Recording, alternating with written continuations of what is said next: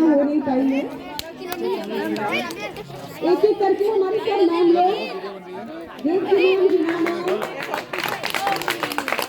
ज्योति ma'am, MC Joshi sir, सब लोग बाल गोपालों का स्वागत करेंगे। ताली बजाओ भाई, जोरदार तालियां।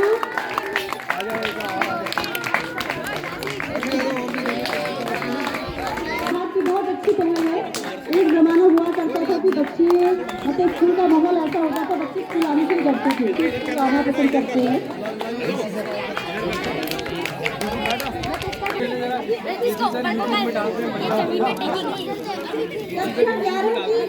कंचन, खुशबू, जोरदार तालियों से स्वागत कीजिए। और ये जो नए बच्चे आए हैं बहुत अच्छे एंटरटेन करके।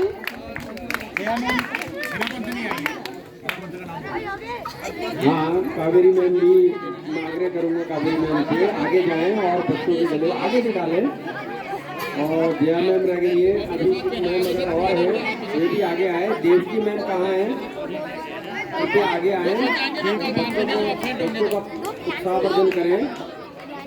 आज हमारा प्रवेश उत्सव है और सारे बच्चे जिन लोगों ने एडमिशन लिए हैं, जिन लोग अभी मार्कशीट लाएंगे, वो सभी आए हुए भी हैं। उनके नए नए विद्यालय में बड़ा अच्छा भी लग रहा है। किया है वो काफ़ी सबको मिल रही है। मुझे कितना अच्छा लग रहा है कि हमारे बच्चे, हम बाहर के बच्चे इधर उधर के हमारे विद्यालय में आ रहे हैं और उनकी मालाओं से उत्साहवर्धन भी किया जा रहा है, साथ साथ उनको काफ़ी भी दी जा रही है। बहुत बढ़िया।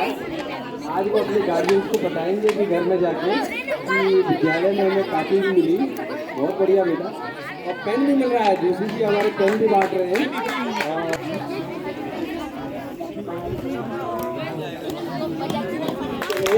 सभी लोगों का बहुत सुंदर।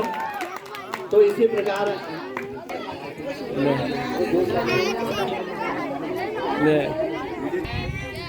सब बच्चे मुझे नहीं सुनना चाह रहे हैं, ऐसा लग रहा है मुझे। Thank you. देखो, सुनना एक बहुत बड़ी कला है बच्चों। आपने अभी तक सुना होगा कि बोलना बहुत बड़ी कला है, सुना होगा ना कि हर कोई बोल लेते हैं, लेकिन उससे भी बड़ी कला है सुनना। जब आपके सामने मंच पे कोई खड़े हैं, जब आपके अंदर धैर्य होगा, आप उनको सुनेंगे तो सुनकर आप भी कुछ सीखेंगे। सुनने, ठीक है। तो सबसे बड़ी कला क्या है? Very good. कितने बच्चों को लगता है सुनना बहुत बड़ी कला है?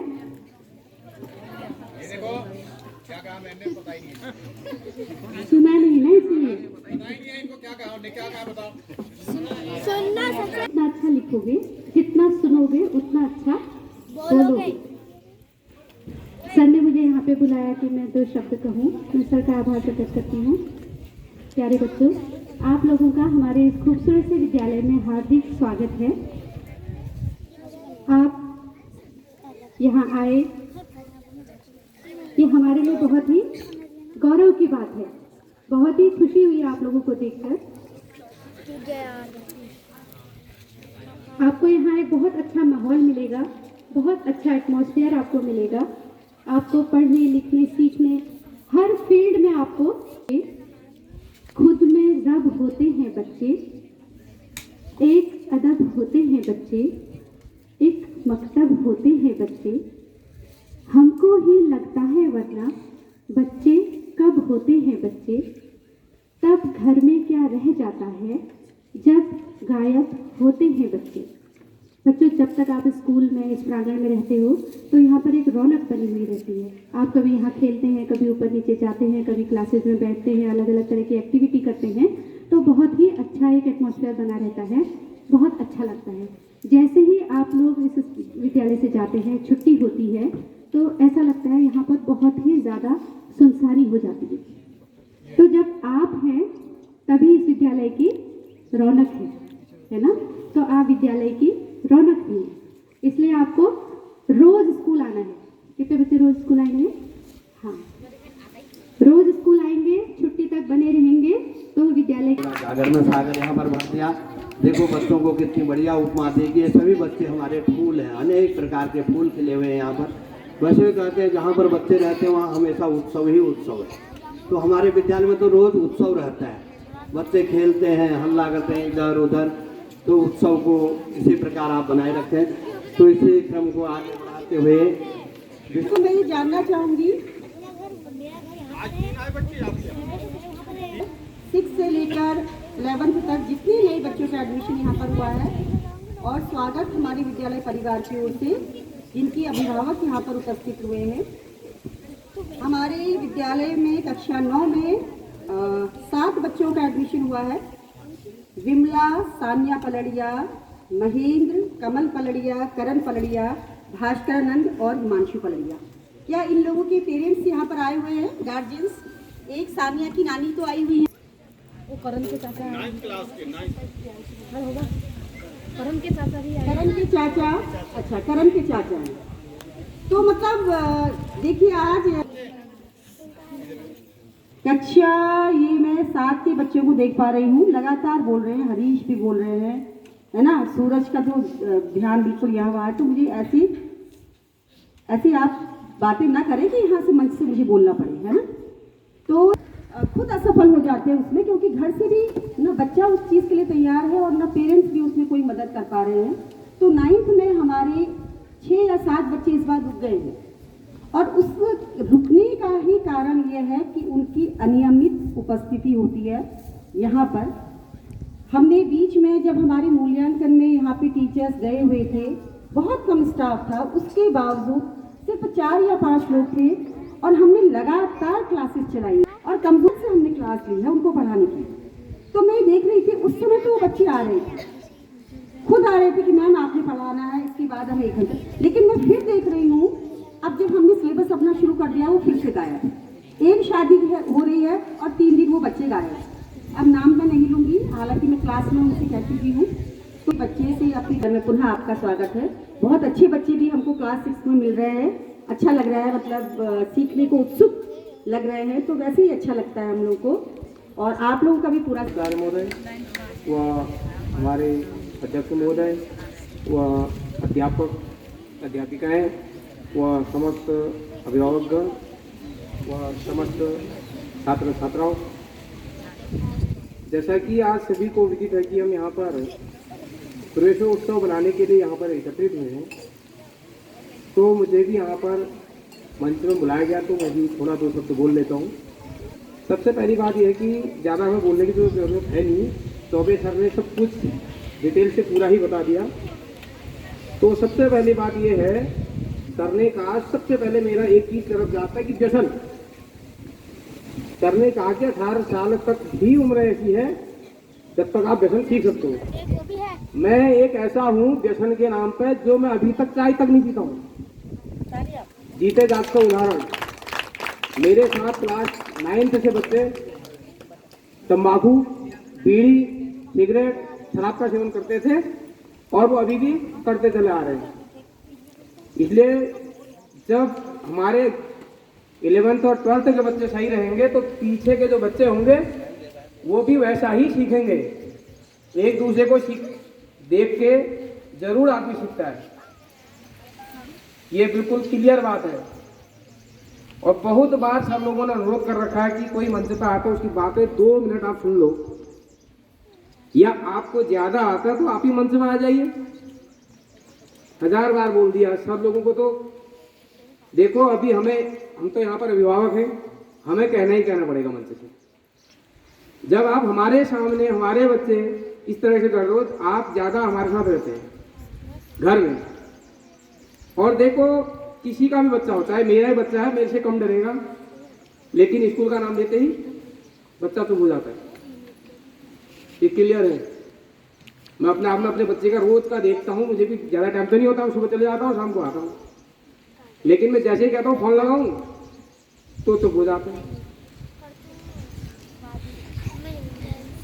देखो पढ़ना जरूरी है, सब बच्चे टॉप नहीं आ सकते हैं, लेकिन अनुशासन होना सबसे पहले। जब आप अनुशासन में ही नहीं रहोगे, पढ़ाई से क्या फायदा। पर जो डिस्ट्रिक्ट जज साहब से भिड़ गया मैं एक दिन, बड़े बड़े आदमी की हालत खराब हो जाती है।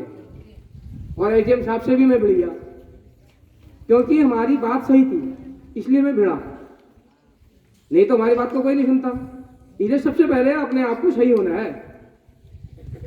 अब आपको होमवर्क दिया, आपने करके नहीं लागे। कल आप अब देखो, सबसे पहले देखो, कल अगर यही स्कूल में जैसे हमें अभिभावक को बुलाया था, मैं देख रहा हूँ कम से कम 31 बच्चे 6 में थे, तो 31 अभिभावक तो कम से कम वो होने चाहिए।